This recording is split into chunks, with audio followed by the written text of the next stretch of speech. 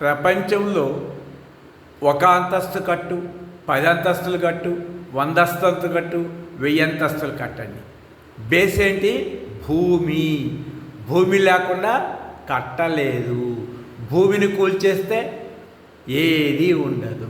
అట్లాగే మీరు ఏది మాట్లాడినా నేను అనే మైండ్ స్టార్టింగ్ పాయింట్ అంటాను. కాబట్టి గార్డెన్ నిద్రలో స్టార్టింగ్ పాయింట్ లేదు. మేలుకోగానే మైండ్ స్టార్టింగ్ పాయింట్ వస్తుంది.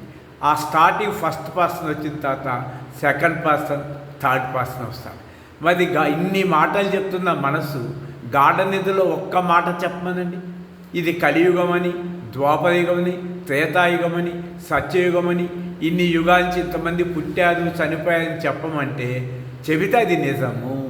కాబట్టి మెలకువలో అన్ని ఆలోచనలు గుండు కొట్టుకోవాలి.